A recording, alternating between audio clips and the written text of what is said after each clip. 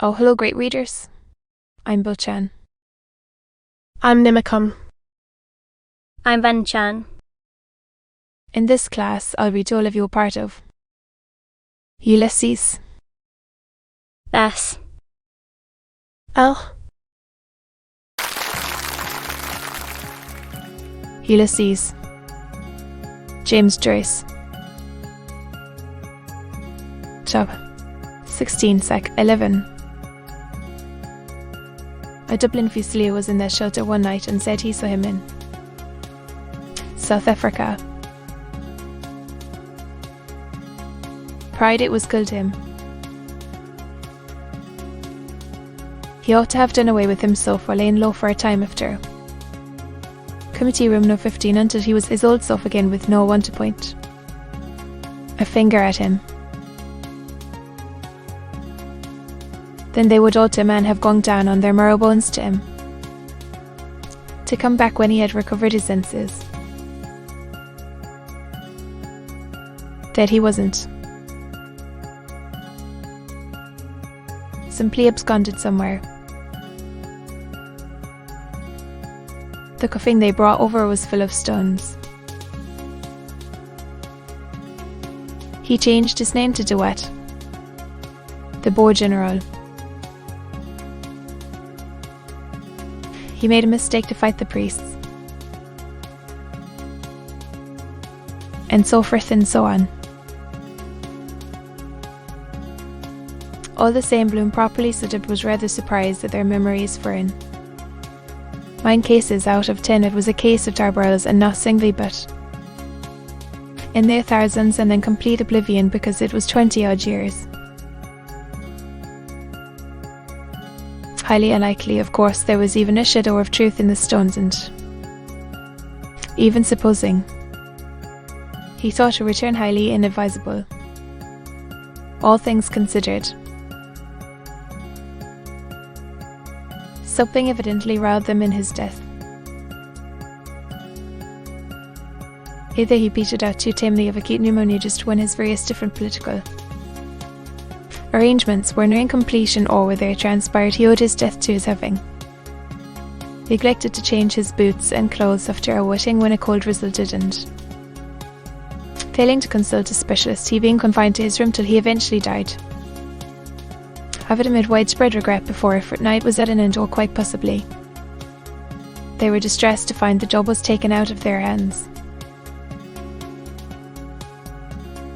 Of course, nobody being acquainted with his movements even before, there was absolutely no clue as to his whereabouts, which were decidedly of the Alice. Where art thou, order even prior to his starting to go under several aliases such as Fox and Stowe, so the remark which emanated from friend Cubby might be within the bounds of possibility. Naturally then it would prey on his mind as a boimly doveman, which undoubtedly he was an a commanding figure, a 6-footer, or at any rate 5 feet 10 or 11 in his stacking at feet. Whereas Messrs. So and so who, though they weren't even a patch on the former man, ruled the roost after their redeeming features were very few and far between. It certainly pointed a moral. The idol with feet of clay, and then 7-inch toe of his trusty henchmen rounding on him with mutual mudslinging, and the identical same with murderers. You had to come back. That haunting sense kind of drew you to show the understudy in the title of Houter. He saw him once on the auspicious occasion when they broke up the tie-pin, the insurpassable, or was it United Ireland, a privilege he keenly appreciated, and in point of fact, handed him his socket when it was knocked off, and he said thank you. Excited as he undoubtedly was under his frigid exterior, notwithstanding the little misadventure mentioned between the cup and the lip, what's bred in the bone. Still, as regards return, You were lucky, Doug, if they didn't set the terrier at you directly, you. Go back. Then a lot of shilly usually followed. Tom for and Dick and Harry against. And then, number 1. You came up against the man in position and had to produce your credentials like the claimant in the Tichborne case. Roger Charles Tichborne. Bill was the boat's name to the best of his recollection. He there went down in as the evidence went to show, and there was a tattoo mark to an Indian ink. Or Billy was it, as he might very easily have picked up the details from some pal on board ship, and then, when got up to tell you with the description giving, introduce himself with, "Excuse me, my name is so and so," or some such commonplace remark. A more prudent course, as Bloom said to the not over effusive, in fact like the distinguished personage under discussion beside him, would have been to sound the lie of the land first. That bitch, that English whore, did for him, the shipping proprietor commented. She put the first nail in his coffin. Fine lump of a woman all the same. The side distant town clerk Henry Campbell remarked, "And plenty of her. She loosened many a man's thighs. I seen her picture in a barber's. The husband was a captain or an officer. And skin the goat amusingly added. He was on the cotton ball one. This gratuitous contribution of a humorous character occasioned a fair amount of laughter among his entourage. As regards Bloom, he, without the faintest suspicion of a smile, merely gazed in the direction of the door and reflected upon the historic story which had aroused extraordinary interest at the time, when the facts, to make matters worse, were made public with the usual affectionate letters that passed between them full of sweet things. First it was strictly platonic till nature intervened and an attachment sprang up between them. Till bit by bit matters came to a climax, and the matter became the talk of the town, to the staggering blow came as a welcome intelligence to not a few of it disposed, however, who were resolved upon encompassing his downfall, that the thing was public property all along, though not to anything like the sensational extent that it subsequently blossomed into, since their names were coupled. Though, since he was her declared favourite, where was the particular necessity to proclaim it to the rank and file from the house attops? The fact, namely, that he had shared her bedroom, which came out in the witness box on oath when a thrill went through the packed court, literally electrifying everybody in the shape of witnesses, swearing to having witnessed him on such and such a particular date in the act. A scrambling out of an upstairs apartment with the assistance of a ladder in night. Are all having gained admittance in the same fashion. A fact the weeklies, addicted to the lubric a little, simply coined shoals of money out of. Whereas the simple fact of the case was it was simply a case of the husband not being up to the scratch, with nothing in common between them beyond the name, and then a real man arriving on the scene, strong to the verge of weakness, filling a victim to her siren charms and forgetting home ties. The usual sequel, to bask in the loved one's smiles. The eternal question of the life connubial. Needless to say, cropped up. Kang real live. Supposing there happens to be another chap in the case. Exists between married folk. Poser. Though it was no concern of theirs absolutely if he regarded her with affection. Carried away by a wave of folly. A magnificent specimen of manhood, he was truly augmented obviously by gifts of a high order. As compared with the other military supernumerary, that is, he was just the usual everyday. Farewell. My gallant captain, kind of an individual in the light dragons. The 18th Hussars to be accurate and inflammable, doubtless the Fulham leader. That is. Not the other in his own peculiar way, which she of course. Onan. Quickly perceived as highly likely to carve his way to fame, which he almost spit. Fair to do to the priests and ministers of the gospel as a whole. His erstwhile staunch adherents. And his beloved evicted tenants for whom he had done yeoman service in the rural parts of the country by taking up the cudgels on their behalf in a way that exceeded their most sanguine expectations. Very effectually cooked his matrimonial goose, thereby heaping coals of fire on his head much in the same way as the fable does his gick. Looking back now in a retrospective kind of arrangement, all seemed a kind of dream.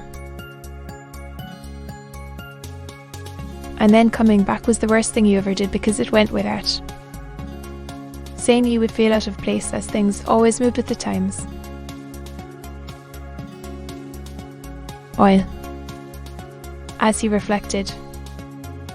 Hirishan Strand. A locality he had not been in for quite a number of years, looked different. Somehow since. As it happened, he went to reside on the north side. North or south. However, it was just a one-hand case of hot passion. Pure and simple. Upsetting the apple cart with a vengeance, and just spore out the very thing he was saying, as she also was Spanish or half so. Types that wouldn't do things by halves. Passionate abandon of the south. Casting every shred of decency to the winds. Just bears out what I was saying. Hey. With glowing bosom said to Stephen. About blood and the sun. And if I don't greatly mistake, she was Spanish too. The King of Spain's daughter. Stephen answered, adding something or other rather muddled about farewell and adieu to Spanish onions, and the first line called the dead man, and from where he to Scully was so and so. Then he was she. Bloom ejaculated, surprised though not astonished by any means. I never heard that rumour before. Possible. Especially there. It was as she lived there. So, Sven. Carefully avoiding a book in his pocket sweets of, which reminded him by the by of that Cabell Street library book out of date. He took out his pocketbook and, turning over the various contents it contained rapidly, finally he, do you consider, by the by, he said, thoughtfully selecting a faded photo which he laid on the table, that a Spanish type? Stephen, obviously addressed. Looked down on the photo showing a large-sized lady with her fleshy charms on. Evidence in an open fashion, as she was in the full bloom of womanhood in evening dress cut ostentatiously low for the occasion to give a liberal display of bosom. with more than vision of breasts.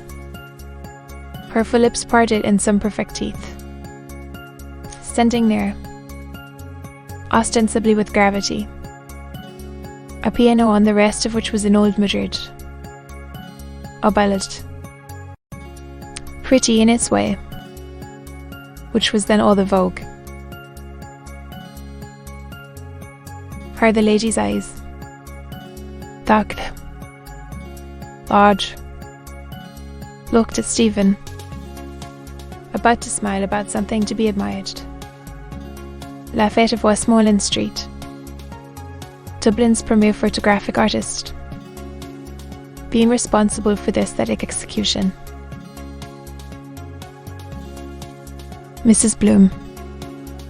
My wife, the prima donna Madame Marion Tweedy. Bloom indicated. Taken a few years since.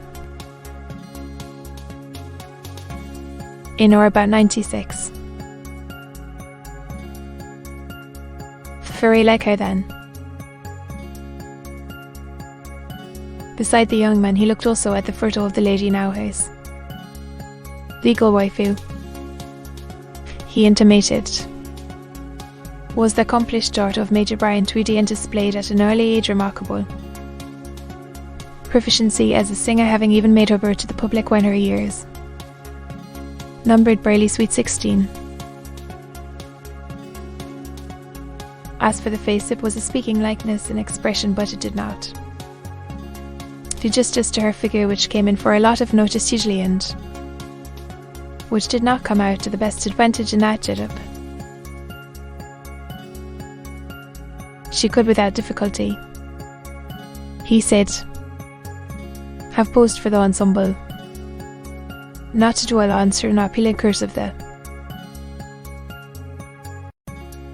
He dwelt, being a bit of an artist in his spare time, on the female form in general developmentally, because, as it so happened, no later than that afternoon he had seen those Grecian statues, perfectly developed as works of art, in the National Museum. Marble could give original. She does. All the symmetry, all the rest. Est. Puritanism. It does though. St. Joseph's sovereign thievery Eller's band is fine to trap. Whereas no photo could, because it simply wasn't art in a word. The spirit moving him, he would much have liked to follow Jackdaw's good example, and leave the likeness there for a very few minutes to speak for itself on. The pleas of that, though, could drink in the beauty for himself. Her stage presence being, frankly, a treat in itself which the camera could not at all do justice to. But it was scarcely professional etiquette so. Though it was a warm, pleasant sort of a night now, yet wonderfully called for. The season considering, for sunshine after storm. And he did feel a kind of need there and then to follow suit, like a kind of inward voice, and satisfy possible need by moving emotion. To be continued.